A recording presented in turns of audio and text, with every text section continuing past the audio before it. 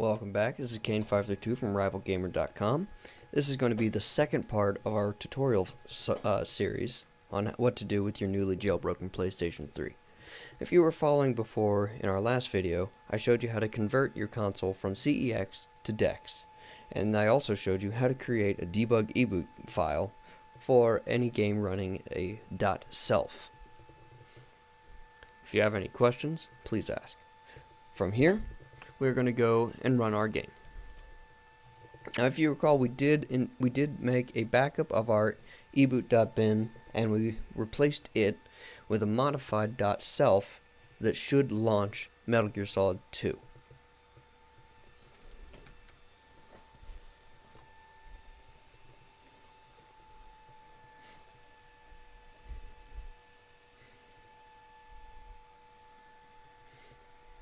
Now, if you've run this game prior, you would know that upon starting it, you would be given a screen that allows you to choose between the three games: Metal Gear Solid 3, Metal Gear Solid Peace Walker, and Metal Gear Solid 2. Because we changed how the game read that, when we replaced the eboot.bin with the debugged MGS2 self file, it immediately boots into Metal Gear Solid 2. From here, you want to make sure that the target manager is connected. You can go up to here, drop that down, bring up your kernel explorer. Refresh. This tells you that our console is successfully attached to the debug in this case debug.self. And since the game's still running, we know so far everything is working perfectly.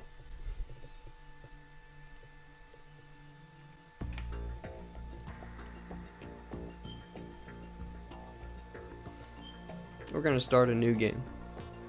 For this case, let's go to the plant. Normal difficulty. Well, I'd take that back. We're going to start off in the tanker, because the tanker has weapons. Normal. So on and so forth. Run your settings.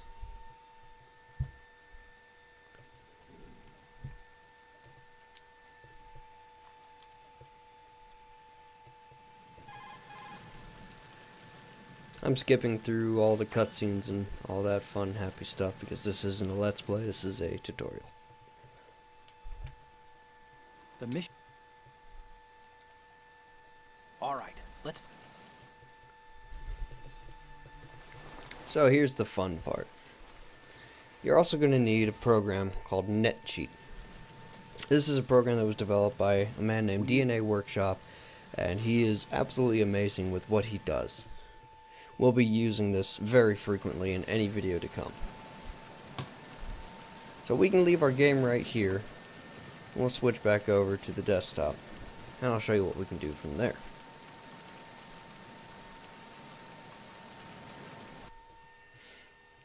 Open up NetCheat. Connect and attach.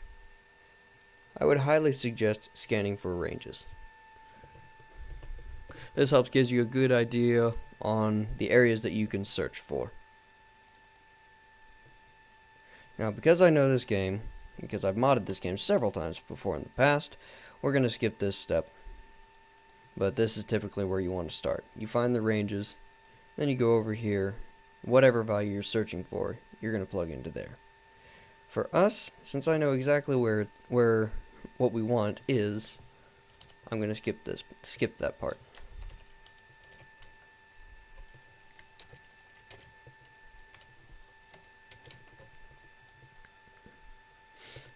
Now, this is one thing that you'll get used to as you play games. Most games are going to be different with how they store values, so on and so forth. This particular game stores all the ammo variables as 2-byte arrays. Some games may store them as 4-byte arrays or single-byte arrays. Again, that's going to be something that you have to play with and figure out for each game. We are going to be searching for our M9 ammo. And if you couldn't see before, that is 16. We have 16 bullets on our M9. So we're going to search for 16. Make sure your hex is unchecked. Initial scan. Now, we have 261 results. Obviously, not all 261 of these results is going to mess with our gun. So what we need to do is lower that. So we're going to shoot once. That's going to bring us down to 15 shots. Hit next scan. Now again, because I know how this game works, where everything is, I found it pretty quickly. It's going to take you some time. It's going to take a lot of getting used to, a lot of trial and error. But once we do that, we're going to highlight that result. And if you want to make sure that it works, we can test it. You can put anything in there, so just remember this last line is in hex. So you can use a hex converter, or you can even use this. So let's say I want 55 bullets. You can convert that to hex, and you see that the hex version is 37. So I gotta do, put 37. Then write that amount. And remember, I said that this game stores everything in 2-byte arrays. This is very apparent once you see this. As you can see, I have 14,095 bullets now, which is weird because I was just supposed to write 55, correct? Incorrect.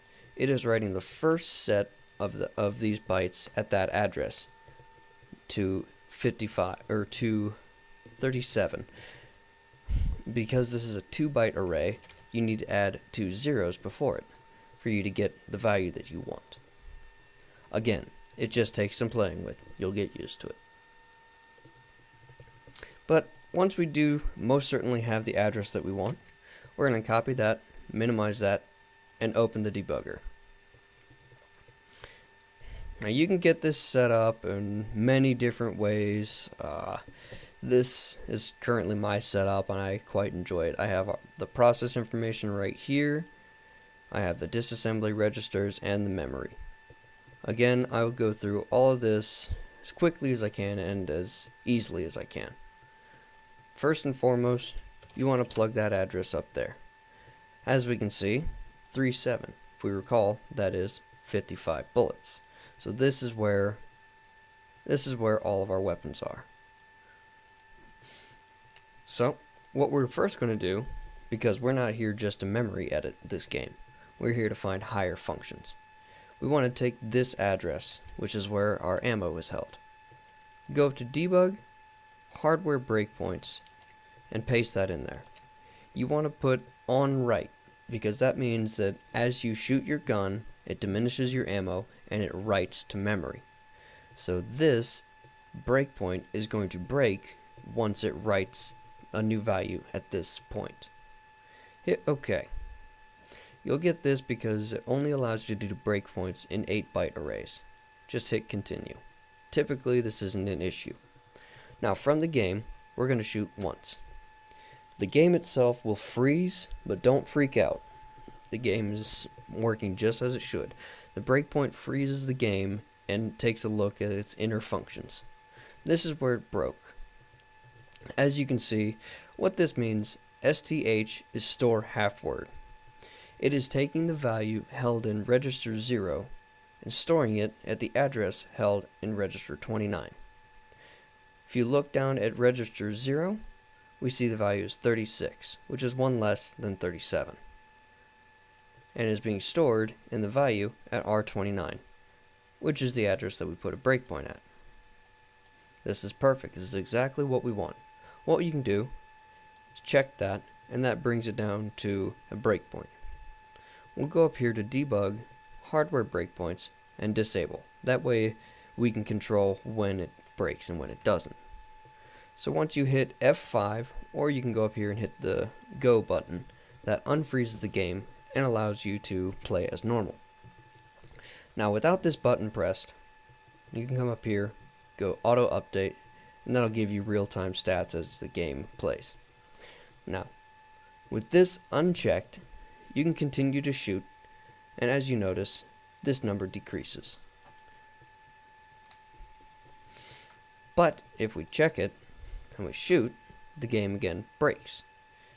If you go down to this, we can change the registry value at R0.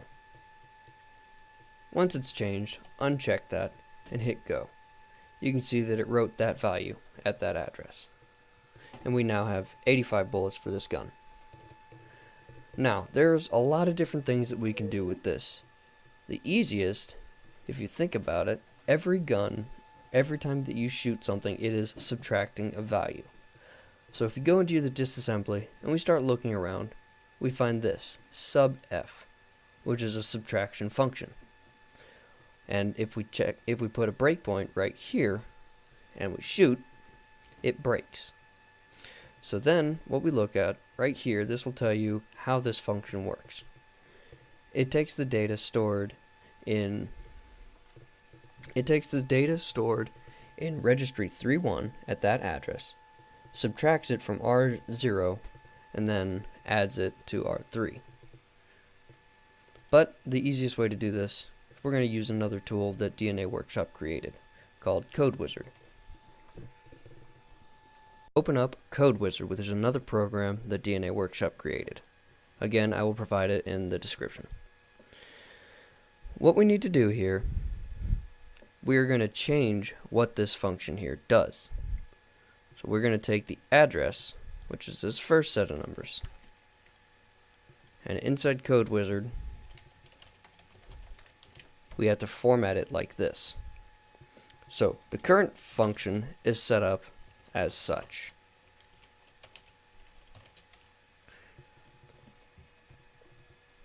If we go down and we assemble it, we can see that this number matches this number, which is exactly what we want.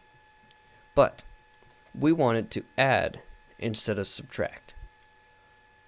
So all you have to do, go up to Assembly Help, and you can start looking at all the different functions. Right here is the one that we need. So we will replace sub f with add. Assemble the code. You can see that it is changed here. Select that, and we're going to go to NetCheat. We're going to write this.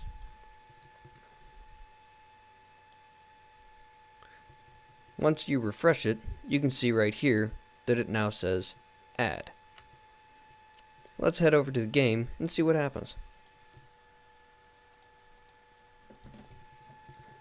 Once we hit go and we run the game, we start to shoot, we notice that that number is going up instead of down. But your clip is still diminishing. That is going to be another one. What we need to do here is go back to NetCheat and find that value.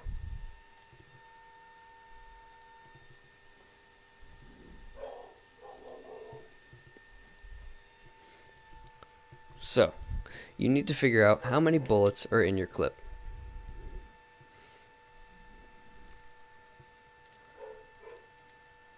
You can do this typically by shooting a lot, or you can go and count them. For me, I'm going to count them, so give me just a moment.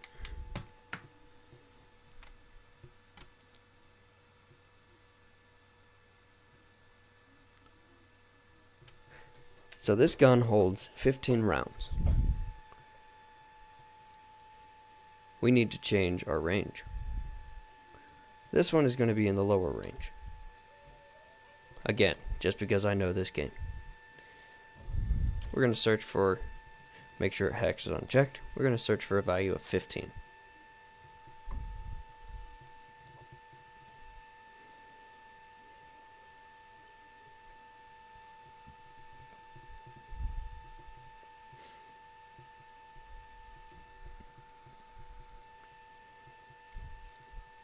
Once that finishes, we're going to diminish those results by shooting our gun a couple times. I'm going to shoot it twice. So now we search for 13.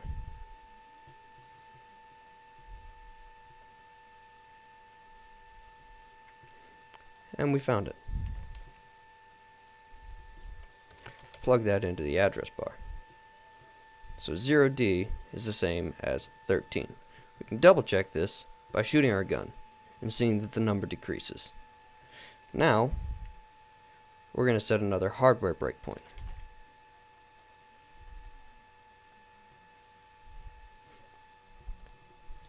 shoot your gun.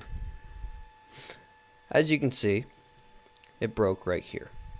Go up here, disable your hardware breakpoint.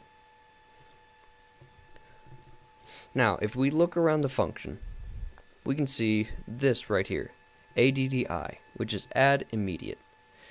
If we look at what it's adding, it is taking the value stored in R3 into the value stored in R4 and subtracting 1.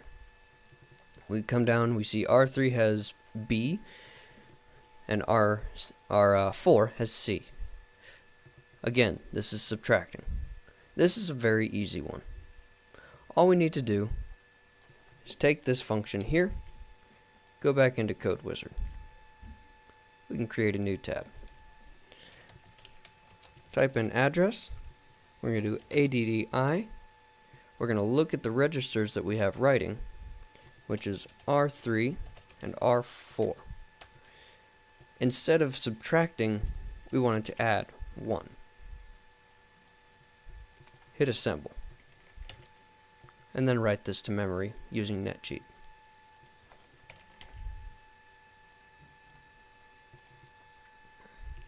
Unfreeze the game, and we'll go see what we did. Now, as you can see, our clip does not decrease. Okay, so I messed up, and I wanted to fix that. What I did, and why there was a little bit of confusion on my part, because I messed up. This is the function that we got after setting a hardware breakpoint at this address. But what I did, instead of adjusting the address, the function here, or instead of adjusting the function here, I adjusted the function here. We still got the same result, but it could cause problems later down the road. So, what we're doing here is, we want to take our ADDI function here, which subtracts 1. And we want it to simply add 1. So we're going to take our function address here, make sure it's the right address. Plug that on into Code Wizard. It's going to be the same function, except instead of -1, it's going to be just 0, 1. So once you assemble that, you can take the address, or you can take the function, and write it in Code Wizard. Or in NetCheat, excuse me. Once that's done, uncheck everything, and we'll go over to our game and check.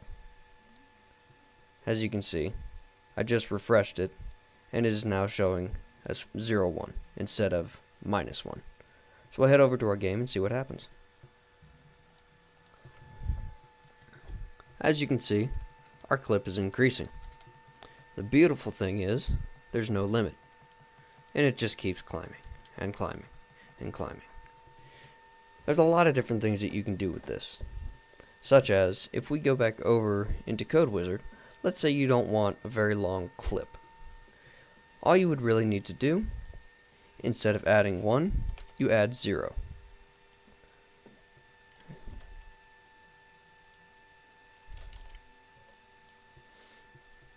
Now, it's not even going to subtract or add. All it will do is nothing. So we'll reload, and as you can see, the clip is not going down, but our ammo counter is still going up. You can do this many different ways. Typically, you could also write a nope function, which stands for no operation. You can do that by going into ProDG, selecting the function that we want to look at, and hit the delete key. As you can see, it is now noped. And it still gives us the exact same result.